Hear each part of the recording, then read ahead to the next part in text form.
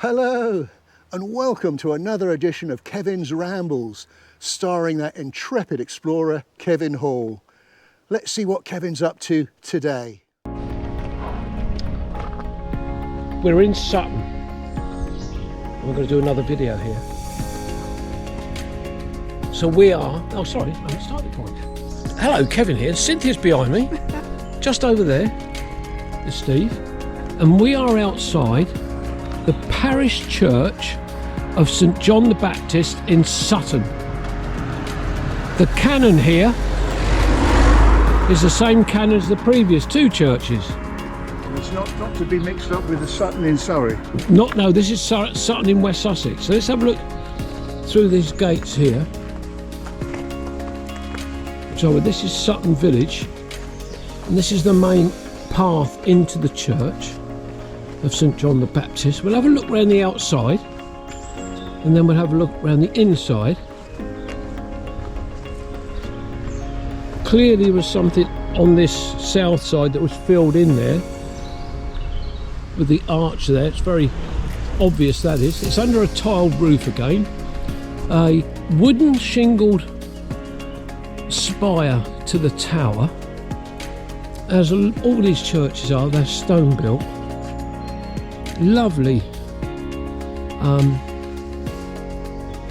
stonework around the windows. This is the porch to the south side. We've got buttresses, large buttresses all the way along the side of this church, which is a sign there may have been some subsidence. But we've just here, we've got yew trees all around us. Look at this, there's a big one here. This must be the oldest part of the cemetery. I'm going to carry on round here a little bit.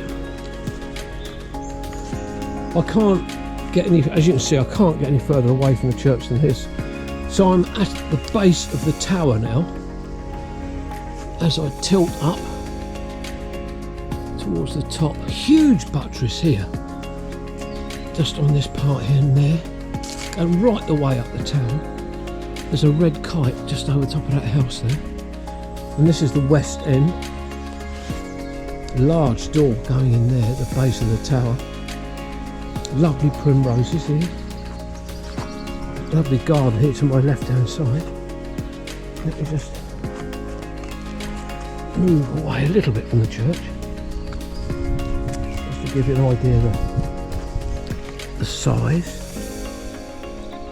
And there's some beautiful herringbone stonework just here. The one thing that is, I mentioned about the herringbone just now, but no, there's a whole wall done in this herringbone, which you don't see very often. Well, at all actually. I've never seen one done a whole wall. But that is really, really impressive. And the skill it would take to do that as craftsmen is fantastic. Again, different style, type of brickwork, stonework down here compared to above, but that might be because that's been repaired in the past. So I'm heading round, small door there into what I think is the chancel. Buttress right on this corner. Come round to the east end of the church.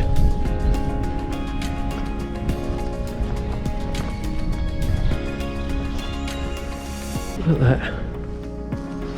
Isn't that fantastic? Look at the shot through there from this south-east end of the church. So we're going to go in through here in a moment into this south porch. We'll have a look, see if the church is open.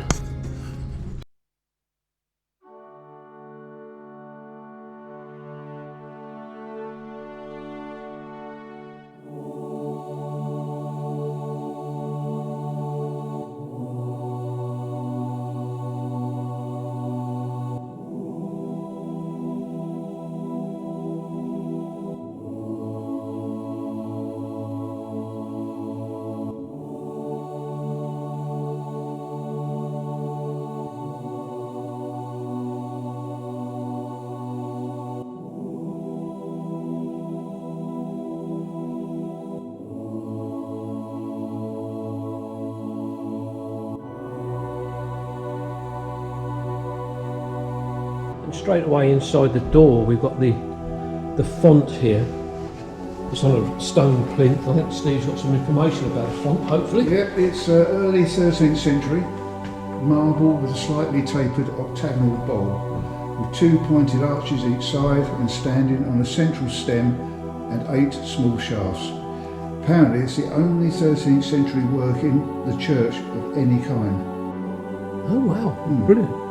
Though later, and despite the octagonal bowl, it is related to the typical square marble font of the late 12th century that is found frequently in Sussex.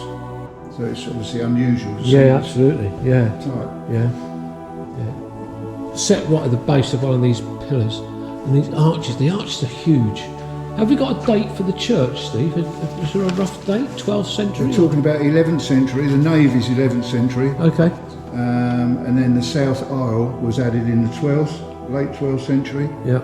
The tower, north nave, chapel and chancel are 14th century. Yeah. And the aisle was largely rebuilt in the 19th century. Okay. And there was something you said about the herringbone stonework. It depicts that it's 11th century. Oh, right.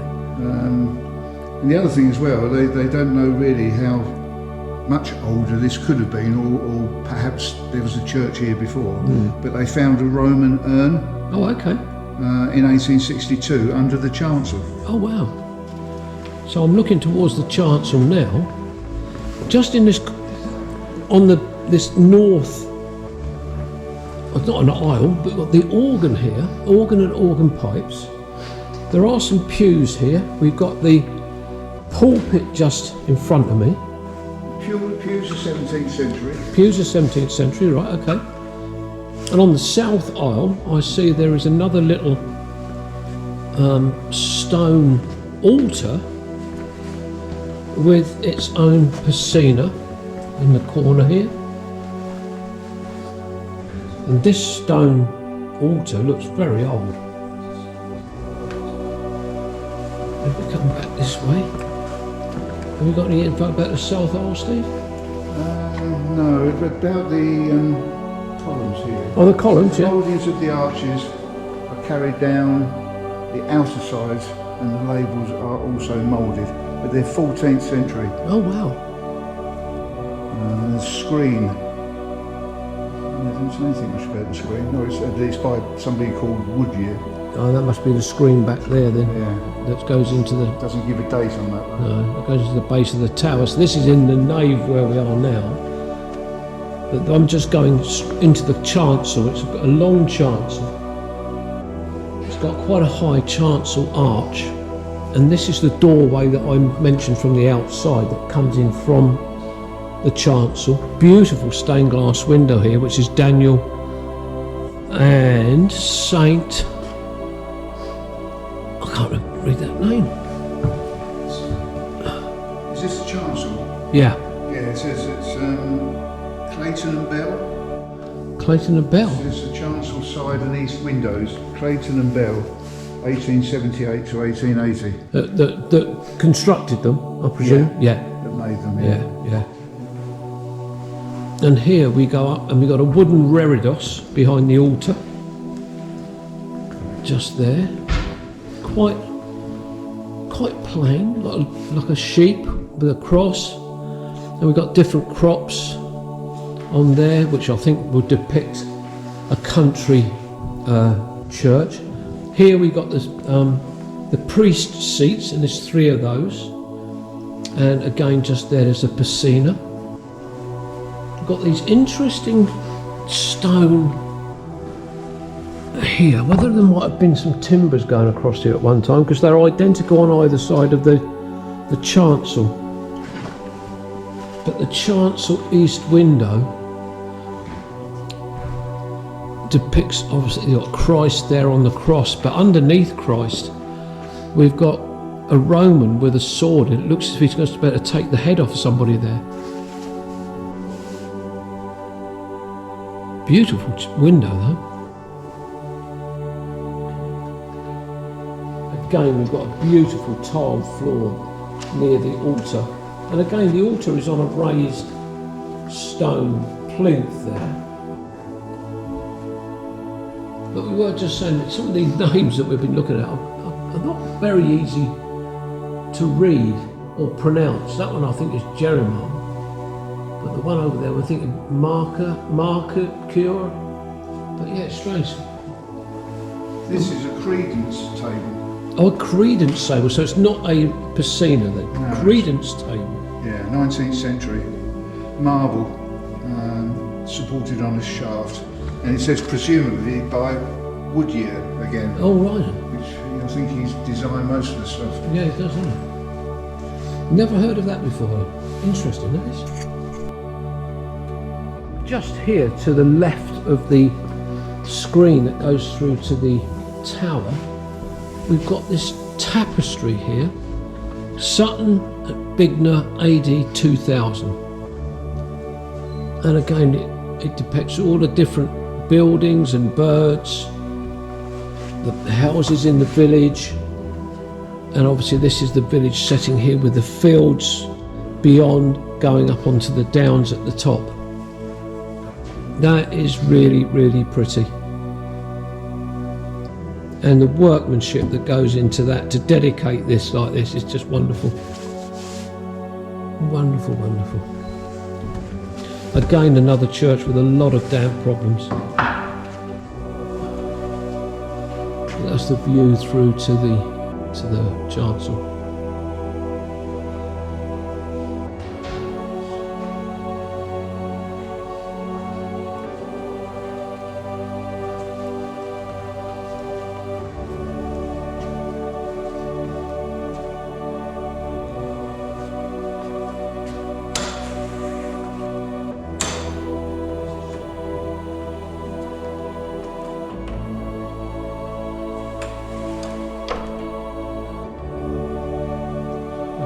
We've moved out of the church now and we're underneath this big yew tree. So we're heading back out of the cemetery this way, underneath this little bit of an arch of trees here. And we've got to head to the left-hand corner. We haven't really taken a look around the cemetery, but there's a very sweet smell here. We can't work out what it is. So we've got to come out through here, around this way, to these gates. Well, we hope you enjoyed that edition of Kevin's Rambles. If you did, please do give a thumbs up and a like, and do leave a comment. And do consider subscribing. That way you can keep up to date with Kevin and his adventures in the future. Thanks for watching.